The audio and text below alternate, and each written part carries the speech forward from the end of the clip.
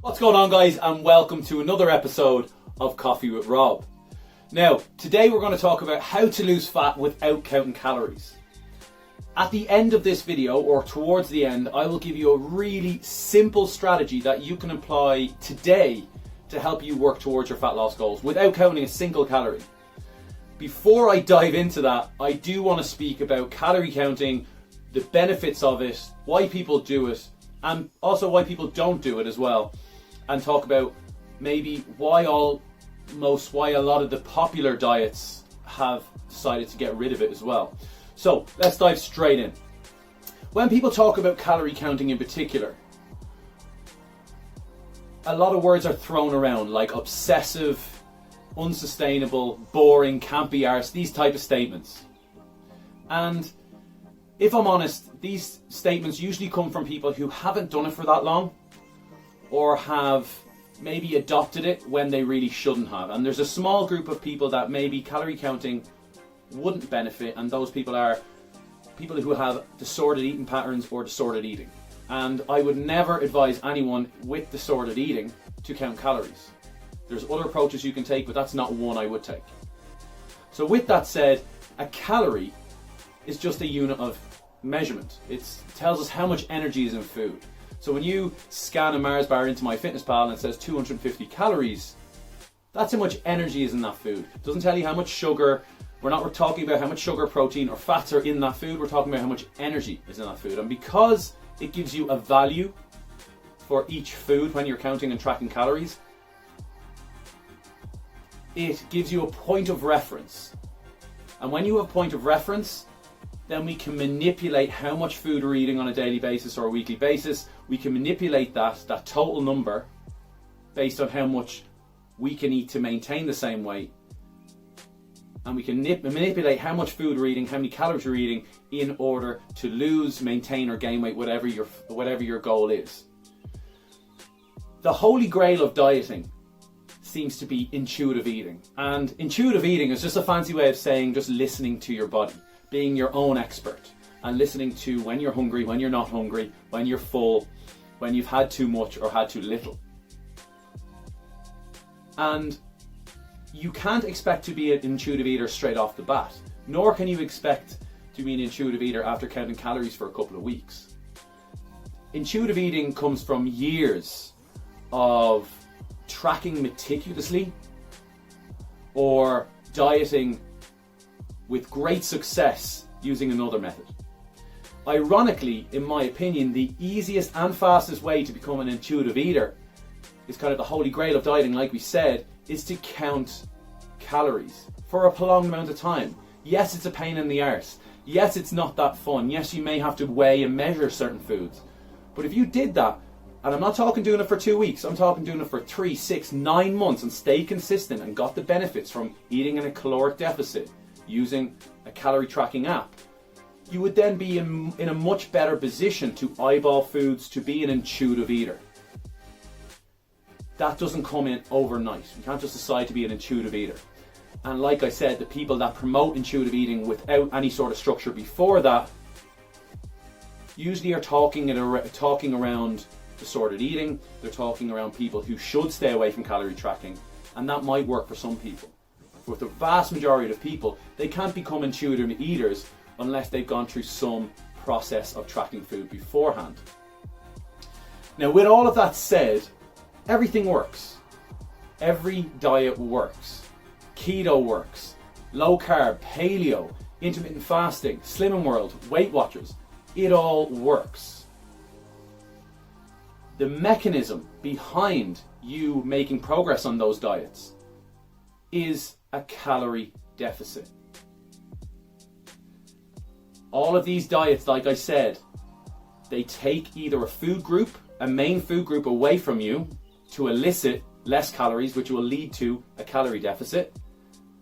Or like Slimming World and Weight Watchers, they scrap calorie counting completely and make up a system and pick foods and put points towards them. So anyone saying I don't want to count calories but then takes up Slimming World or Weight Watchers, they still have to learn a system. And that system that they learn is made up by that company. At least with calorie tracking, you actually are seeing food for the value and the energy that's in that food.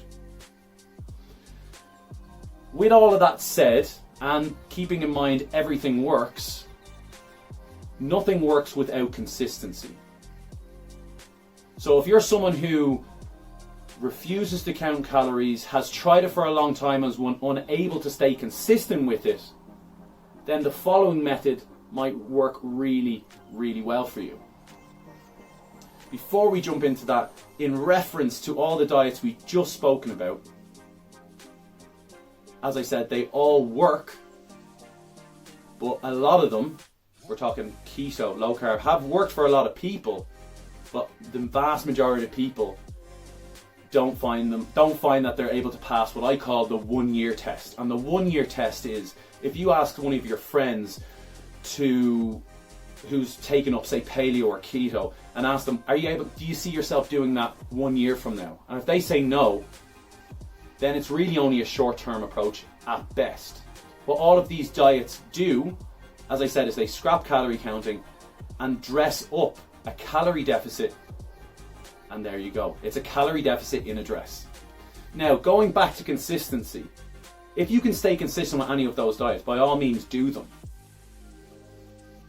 But if you've tried calorie counting and it hasn't worked for you in the past, then this following method might work really, really well. Now, this following method I've picked up through various people, most of which Jordan Syatt. If you don't follow him, please follow him. I'll link his Instagram below. Also Jeff Cavalier from AthleanX. I'll link both of them below in the description. And this is my approach almost masked with their approach as well. So a really low maintenance approach without counting calories, and you're trying to lose fat, if that's your main goal, would be to adopt what Jordan Syatt calls 3 plates, 2 snacks. That's it. And we're talking really low maintenance here. So the top level here are just 3 plates and 2 snacks per day. Each one of your main meals goes on to 1 plate, and you just have 2 snacks, not 3, not 4, 2 snacks. If you want to go a little bit more in depth, what you could do is say that your 2 snacks can be either protein or fruit. If you're a grown-ass person, you can pick whatever snacks you want, but bear in mind, proteins and fruits are going to help you fill you up, provide more fiber, again keeping you full in between meals, and again getting those micronutrients in through the fruit as well. Another approach I've picked up and I think will work really, really well accompanied to this, if you want to go a level deeper and more specific than just 3 plates, 2 snacks, is the clock method. If you're able to read a clock, you'll find this method really, really simple, and you can apply it today. So we have 9 o'clock and 9:20. So this is your dinner plate. We have this section, carbohydrates, so your starchy carbs, your potatoes, your rice, your pasta. We've got our proteins.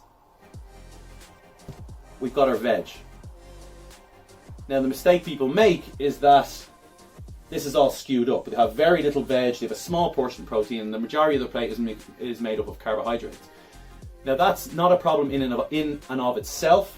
The only problem with carbohydrates is that they taste amazing and they're really easy to overeat.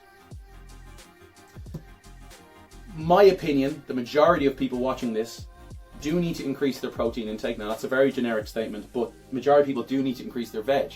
So if you look at a normal sized dinner plate and apply this method, this will help you portion out your meals without having to meticulously track everything. But bear in mind, there is an element of guesswork. Now, I don't want you to pack it up here, here, and here, but splitting up into these 3s will work really, really well for you if you don't want to count calories. Now, the most important thing is to remember from this whole video, whether you track calories or not, calories always count.